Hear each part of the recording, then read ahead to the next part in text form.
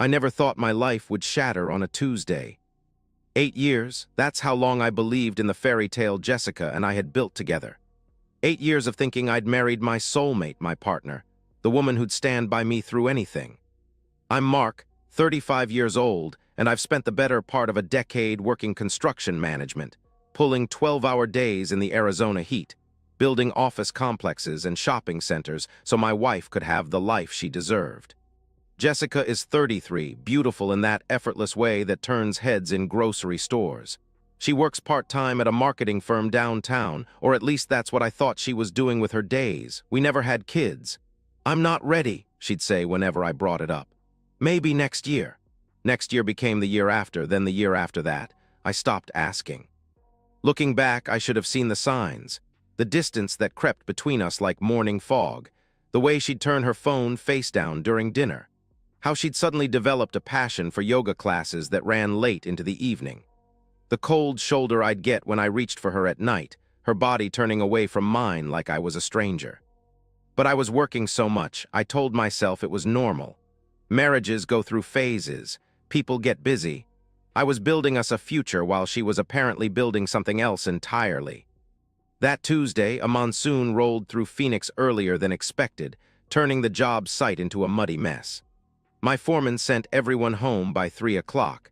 I should have called Jessica to let her know I'd be early, but I wanted to surprise her.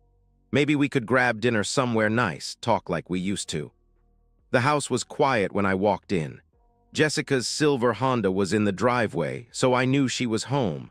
I called out but got no answer. The kitchen was pristine except for her laptop sitting open on the granite counter, something she never left unattended. That's when I saw it. A message notification had popped up on the screen. The sender was listed simply as D with a red heart emoji. My stomach dropped before I even read the preview. "Can't wait for Saturday, your place or mine."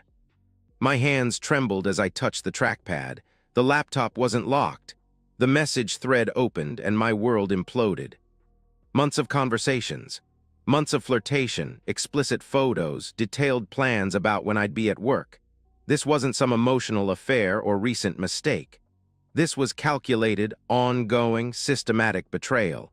She'd been living a double life while I was breaking my back to provide for ours. The photos made me sick. Jessica in lingerie I'd never seen, poses she'd never done for me, words of passion she'd never spoken in our bedroom. The man, this D, was sending equally graphic content back. They talked about hotels, about weekend getaways, about how clueless I was. One message from Jessica particularly burned itself into my memory. "Mark works late every day. He has no idea. We could do this forever." I heard the garage door opening. Jessica was coming home. I closed the laptop and walked to the living room, my mind racing. Should I confront her, pretend I hadn't seen anything, pack my bags and leave? My chest felt tight, like I was drowning in our own home. The front door opened, and Jessica walked in carrying Whole Foods bags, humming some song I didn't recognize. She looked radiant, glowing in a way I hadn't seen directed at me in years. "You're home early," she said, not meeting my eyes as she headed to the kitchen. "Job site got rained out," I replied, my voice sounding foreign to my own ears. "Oh, well, I picked up stuff for dinner, salmon and—" she started. "I saw the messages, Jessica," I interrupted. The humming stopped. The grocery bags hit the counter with a soft thud. She turned around slowly, and I expected to see guilt, shame, maybe tears of remorse. Instead, her face hardened into something I'd never seen before, something cold and calculating. "So," she said, crossing her arms, "you found out. What are you going to do about it?" "What?" I stared at my wife, this woman I thought I knew, as she stood in our kitchen with the casual confidence of someone discussing the weather. "So," I repeated, my voice barely above a whisper, "that's all you have to say." Jessica leaned against the counter, studying her manicured nails.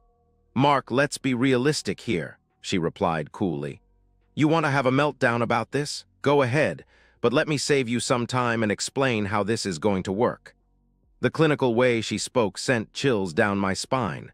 This wasn't the panicked confession of someone caught in the act. This was a prepared speech. "If you try to divorce me," she continued, her voice steady and matter-of-fact, "you'll lose half of everything.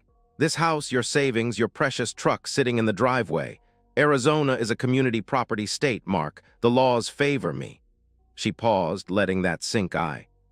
And since I only work part-time thanks to your insistence that I focus on our home, I'll be entitled to alimony. Probably for years. My mouth went dry. She'd clearly thought this through. While I was working overtime to build our life together, she was researching how to tear it apart. "If you try to fight it," Jessica went on, examining her reflection in the microwave door, "I'll drag you through court until you're broke. My lawyer, yes, I already have one, says these things can take years. Depositions, hearings, appeals. How much do you think that costs, Mark? More than you make in construction management, I guarantee you." I felt like I was watching someone else's life implode. "Jessica, we've been married for 8 years. How can you?" I started. "And if you even think about laying a hand on me or David," she interrupted, "you'll go to jail. I'll make sure of it. One bruise, Mark, one raised voice that I can get on recording. Then you'll lose everything and get to explain to your next employer why you have domestic violence charges on your background check." David, so that's what D stood for. She walked closer, her expression almost pitying. "I'm not trying to be cruel, Mark," she said with false sympathy. "I'm just being honest about the situation. You have 2 choices. You can accept that I'm going to see David or you can leave. But either way, I'm not stopping." "Accept it?" I asked, the words feeling like poison in my mouth. "He's coming over Saturday night, every Saturday night," she announced matter-of-factly. "You can go to a movie, visit a friend, sleep in the guest room, I don't really care, but this is happening whether you like it or not." She reached into one of the grocery bags and pulled out a bottle of wine. "I picked up his favorite Cabernet. Hope you don't mind that I used our joint account." I stood there, paralyzed by the sheer audacity of it all. She wasn't asking for forgiveness or trying to work things out. She was informing me of my new reality like a landlord explaining lease terms. "Why?" I finally managed to ask. Jessica shrugged casually. "David makes me feel alive. You make me feel stable," she replied with brutal honesty. "Boring but stable, I need both." She uncorked the wine with practiced ease. "This way, everyone gets what they want. I get my excitement, you get to keep your precious routine, and David gets me without the messy complications of a divorce." She poured herself a glass and took a sip, watching me over the rim. "It's really quite practical when you think about it," she added with a satisfied smile. That night, I slept on the couch for the first time in our marriage. Jessica went to bed in our room, probably texting David about how well her revelation had gone. I stared at the ceiling until dawn, my mind churning with rage, humiliation, and something else I couldn't quite name yet. Something cold was forming in my chest, something that would change everything. The next few days passed like a fever dream. I went to work each morning, operated heavy machinery, supervised crews, made decisions that affected million-dollar projects, all while feeling like I was watching someone else live my life. Jessica acted as if nothing had changed. She made breakfast, asked about my day, even reminded me to pick up my dry cleaning. The normalcy was suffocating. She'd torn our marriage apart with surgical precision, then gone back to playing house like she'd simply rearranged the furniture. Friday evening, she brought it up again over dinner. "Tomorrow, Saturday," she said casually, cutting into her chicken like she was mentioning grocery shopping. "David will be here around 7. You should probably make plans." I set down my fork. "How long has this been going on?" I asked. 6 months, she answered without hesitation. "No shame, maybe 7. "And you think this is sustainable, that I'll just accept this forever?" I pressed. Jessica dabbed her mouth with her napkin. "Mark, you're a practical man," she replied matter-of-factly. "You've built your entire career on solving problems efficiently. Well, this is efficient. We avoid the financial devastation of divorce, I get my needs met, and you get to keep the life you've worked so hard to build." "What about what I need?" I asked quietly. "You need security, stability. The house, your job, your routine," she answered, gesturing around our dining room. "I'm not taking that away from you, I'm just adding something to my life." Saturday arrived with crystal-clear skies and the kind of heat that makes Phoenix feel like the surface of Mars. I worked in the garage most of the day, organizing tools, anything to avoid thinking about what was coming. Around 6:30, Jessica emerged from the house looking stunning in a dress I'd bought her for our anniversary 2 years ago. "I ordered pizza for you," she said, her tone almost maternal. "It'll be here in an hour. You can eat in the living room, watch TV, whatever you want, just not upstairs." I watched her apply lipstick in the hallway mirror. "Jessica, this is insane. You realize that, right?" I said. She turned to me, and for a moment I saw something that might have been regret flicker across her face. But it vanished quickly. "Mark David makes me feel like I did when we were dating," she replied softly. "Remember that? The excitement, the passion, the way I used to look at you?" Her voice took on a wistful quality. "I loved that feeling. I miss it." "So did I answered quietly. "Then you understand," she said with finality. She checked her watch. "He'll be here soon." I couldn't stay. I grabbed my wallet and keys and left, driving aimlessly through Phoenix's east side while my wife prepared to betray our marriage in our own bedroom. I thought about calling my brother in Colorado, my few close friends, anyone who might help me process this nightmare. But what would I say? That my wife was cheating and had basically dared me to do something about it. I ended up at O'Reilly's Pub, a dive bar near the construction site where I sometimes grabbed beers with my crew. The place was nearly empty on Saturday night. Just me, the bartender, and an old man in a worn leather jacket nursing a Budweiser at the far end of the bar. I ordered whiskey and tried to make sense of my life. Jessica was right about the legal realities. I'd consulted with a lawyer on my lunch break Friday, and everything she'd said checked out. Arizona divorce law would indeed split our assets down the middle. Her part-time income would likely qualify her for alimony. Fighting it would cost me more than I could afford, and winning was far from guaranteed. "Rough night?" the old man asked, his voice cutting through my thoughts. I looked up. The old man had moved to the stool next to mine. Up close, he looked familiar, though I couldn't place him immediately. "You could say that," I muttered in response. He studied my face for a moment, then his eyes widened slightly. Mark Sullivan?" he asked with recognition. I looked at him more carefully. The weathered face, the gray beard, the calloused hands wrapped around his beer bottle. "Jake," I said, recognition finally clicking. "Jake Thompson."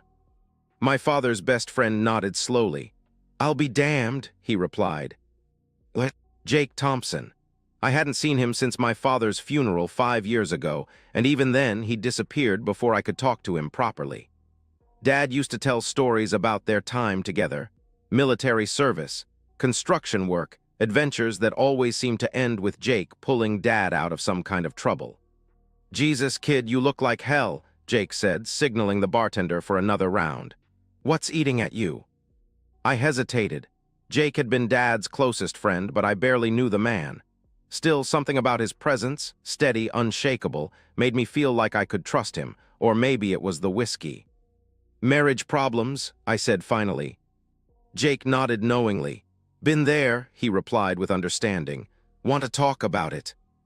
And suddenly I did. Everything poured out. Jessica's affair, her cold calculation, the way she'd legally cornered me, tonight's humiliation. Jake listened without interruption, his weathered face showing no judgment, just patient attention. When I finished, the bar felt quieter somehow. Jake stared into his beer for a long moment. "Your father ever tell you about a time we got pinned down in Kandahar?" he asked suddenly. "No," I answered, confused by the change in topic. "Taliban had us surrounded. 3 days, no supplies, no backup coming. We were doomed, basically," Jake continued, his voice steady and matter-of-fact. "But your dad, he had this saying, every problem has a solution. Sometimes the solution just isn't what you expect." He looked at me directly. "How certain are you that this David character will be at your house Wednesday night? Jessica mention any schedule changes?" he asked pointedly. The question caught me off guard. "Wednesday, she said she's switching it up, not just Saturdays anymore," I replied. "Why?"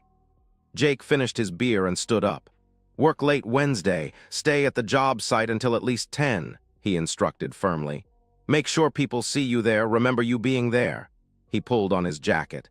"And after tonight, kid, we never had this conversation." "Jake, what are you?" I started. "Your father saved my life more than once. I owe him," he interrupted, his eyes cold now, distant. "Trust me." He walked toward the door, then paused and turned back. "Oh, and Mark," he added, "might want to think about taking a vacation next week. Somewhere with good cell phone records, credit card receipts, the kind of paper trail that proves you were nowhere near Phoenix." Then he was gone, disappearing into the night like a ghost. I sat there for another hour, Jake's words echoing in my head. What was he planning? Should I try to find him, stop whatever he was thinking? But a part of me, the part that had been humiliated and trapped for days, didn't want to stop anything. When I finally drove home around midnight, Jessica's Honda was the only car in the driveway. The house was dark except for the master bedroom. I slept on the couch again, listening to the air conditioning cycle on and off, trying not to think about what had happened upstairs. Sunday morning, Jessica was making pancakes when I woke up. She seemed refreshed, almost glowing. "Good morning," she said cheerfully. "Coffee's ready." I poured myself a cup, studying her face. "How was your evening?" I asked casually. "Lovely, thank you," she replied without shame or awkwardness. "David's taking me to Scottsdale Wednesday night, some new restaurant he wants to try." My stomach tightened. Wednesday, just like Jake had asked about. "I'll probably work late anyway," I heard myself say. "Big project deadline coming up." "Perfect," she responded with satisfaction. "It works out better for everyone when we have our space." That Monday, I called my brother in Denver. We'd been talking about me visiting for months, and suddenly I felt an urgent need to see him. We made plans for the following week, Thursday through Sunday. A nice long weekend that would require plane tickets, hotel receipts, and plenty of witnesses to prove I was out of state. Tuesday dragged by like molasses. I couldn't concentrate at work, kept checking my phone for messages from Jake. But there were none. I'd begun to wonder if the entire conversation had been some alcohol-induced hallucination. Wednesday morning, Jessica was humming in the shower. She'd laid out a black dress I'd never seen before, expensive-looking lingerie still with tags attached. Through the bathroom door, I could hear her on the phone. "7:30 works perfectly," she was saying. "Mark will be gone until late." I left for work with a sick feeling in my stomach and Jake's words ringing in my ears. Every problem has a solution. Sometimes the solution just isn't what you expect. Wednesday crawled by with agonizing slowness. I threw myself into work with unusual intensity, volunteering for overtime, helping with equipment maintenance, anything to keep my hands busy and my mind occupied. My foreman, Rodriguez, commented that I seemed unusually focused. "Just trying to stay ahead of the deadline," I told him, which wasn't entirely a lie.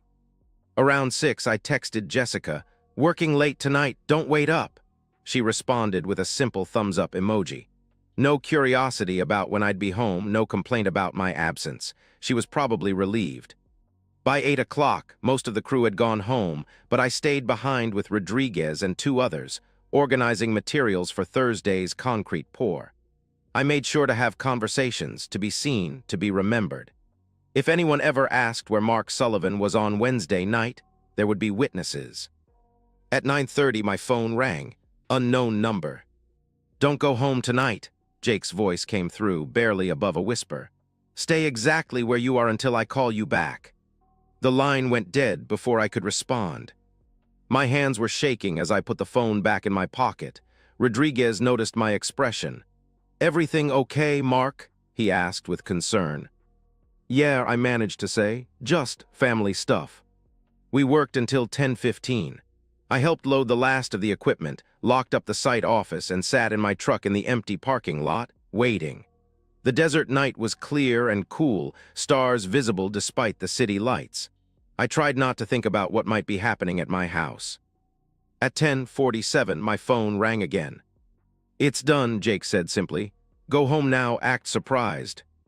"Jake, what did you?" I started to ask. But the line was already dead.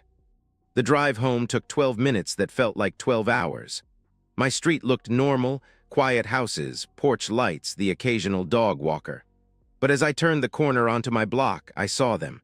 Red and blue flashing lights painting the night in carnival colors. Police cars, an ambulance, crime scene tape. All in front of my house.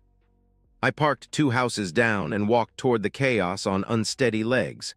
A uniformed officer stopped me at the tape perimeter. "Sorry, sir, you can't," the officer began. "I live here," I interrupted, surprised by how steady my voice sounded. "This is my house." The officer's expression changed immediately. He spoke into his radio, then looked back at me with that particular mix of professional sympathy and suspicion that cops develop. "What's your name, sir?" he asked. "Mark Sullivan, this is 1247 Saguaro Drive," I replied. What happened here?" "Detective Harris will need to speak with you," the officer said. "Can you wait right here?" I stood there watching my life become a crime scene. Neighbors had emerged from their houses, standing in clusters on their driveways, whispering and staring. Mrs. Gray from next door caught my eye and shook her head sadly. 5 minutes later, a woman in a dark suit approached me. Mid-40s, short gray hair, tired eyes that had seen too much. "Mr. Sullivan, I'm Detective Harris. We need to talk," she said with professional authority. She led me to an unmarked sedan parked across the street. We sat in the front seats while crime scene techs moved in and out of my house like ants. "Mr. Sullivan, I need to inform you that we found 2 deceased individuals inside your home tonight," she began carefully. "A woman and a man. Based on identification found at the scene, we believe one of them is your wife, Jessica." The words hit me like a physical blow. Even though I'd been expecting something, hearing it confirmed was different, final. "2 people?" I heard myself ask. "Yes," she confirmed. "We're still working to identify the male victim, but it appears both individuals were shot. We received a 911 call from a neighbor reporting gunshots around 9:15. 9:15. Jake had called me at 9:30. "I need to ask," Detective Harris continued, studying my face carefully, "where were you tonight between 8 and 10 p.m.? "At work," I answered automatically. "The construction site on Indian School Road, working late with my foreman and 2 other guys. We were there until after 10. She wrote that down. "We'll need to verify that," she said. "Do you own any firearms, Mr. Sullivan?" "No," I replied. "Have you recently had any conflicts with your wife?" she asked. I looked at her for a long moment, then decided on honesty. "We were having problems," I admitted. "She was seeing someone else." Detective Harris nodded knowingly. "We're going to need you to come to the station for a more detailed statement," she said. As we drove away, I saw Jake's words burned into the night sky. "Every problem has a solution."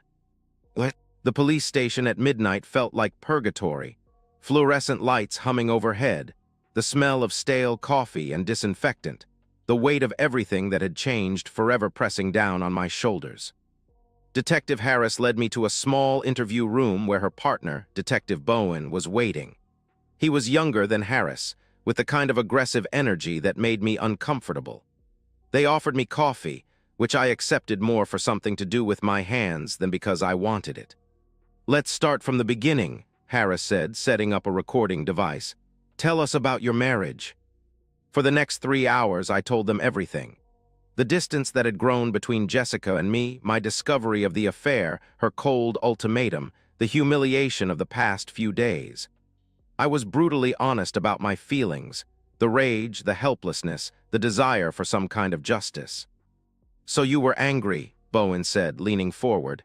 "Angry enough to do something about it." "Angry enough to want to," I corrected carefully. "But I didn't." Harris showed me photographs from the crime scene. Jessica and David, a man I'd never seen before but somehow looked exactly like I'd imagined, both shot in our bedroom. No signs of struggle, no forced entry. "The shooter was either let in or had a key," Harris explained. "Any idea who might have wanted to hurt your wife?" I thought of Jake, of his cold eyes and careful questions, of the way he'd disappeared from my life just as suddenly as he'd reappeared. "No," I answered. They verified my alibi within hours. Rodriguez and the other workers confirmed I'd been at the job site until after 10. Security cameras at the construction office showed my truck in the parking lot. Cell phone towers tracked my location. The timeline was airtight. I couldn't have been home when the murders occurred. But they weren't satisfied. "Did you hire anyone?" Bowen pressed. "Pay someone to do this?" "No," I replied firmly. Do you know anyone who might have done this as a favor to you? Harris asked. I thought of Jake's words, I owe your father. But Jake Thompson didn't exist in any database they could find. He had no address, no phone number, no social media presence. It was as if he'd vanished like smoke. No, I said again.